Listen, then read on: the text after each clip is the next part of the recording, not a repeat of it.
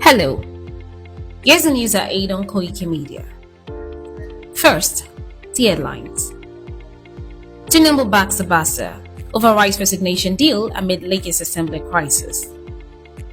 Natasha's suspension non-linked to harassment claim. Court dismisses suit to legalize prostitution in Abuja. Now the news and details. I am Titilope Dako.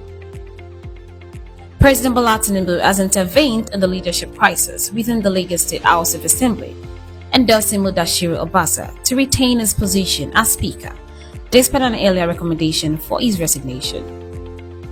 Tinubu's decision followed a meeting on Wednesday at the presidential villa in Abuja with all 40 lawmakers from the Assembly. This move contradicts the recommendations of a panel led by former Osun State Governor, Chief Bisi Akande, and former Ogun State Governor, Chief Benga Daniel, alongside the Governor's Advisory Council. The panel had initially recommended that Mojisola Meranda resign as Speaker to facilitate Obasa's return, with an understanding that he would also step down soon after to allow a new Speaker from Lagos West to emerge, ensuring political balance in the state. The Nigerian Senate has told the Inter-Parliamentary Union that Senator Natasha Akpoti-Uduaghan was suspended for gross misconduct and not for raising allegations of sexual harassment against Senate President Godswill Akpabio.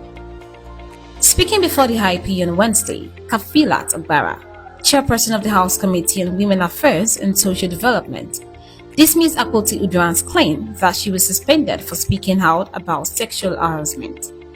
She said she was mandated by the National Assembly to present a response to Akpoti-Uduaghan's statement at the 69th section of the United Nations Commission on the Status of Women.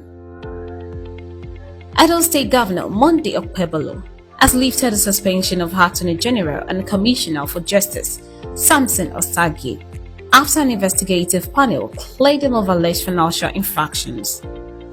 Osagie, suspended in February alongside another official, was reinstated through a letter from the Secretary to the State Government on March 12. In his reaction, Osagie thanked the Governor and pledged his commitment to the administration's goals. The Federal High Court in Abuja has dismissed the lawsuits seeking to legalize prostitution and protect the rights of commercial sex workers in the Federal Capital Territory. Justice James Omotosho ruled that prostitution is an immoral act conflicting with Nigeria's cultural values and remains a criminal offense under the Penal Code, punishable by up to 2 years in prison. The court emphasized that no legal protection exists for sex workers under the Nigerian Constitution or current laws. The co-founder and former CEO of Twitter, Jack Dorsey, has been locked out of his account on X, the platform that replaced Twitter under Elon Musk's leadership. Dorsey disclosed the resignation yesterday on Premier, an alternative social media platform, revealing that his X account was under an 11-hour lockout period. The development has sparked widespread reactions, with some users speculating whether it was a technical glitch or a deliberate action. The reason behind the lockout remains unclear, as X is yet to issue an official statement. And that is the news. Koiki Media, bringing the world closer to your doorstep.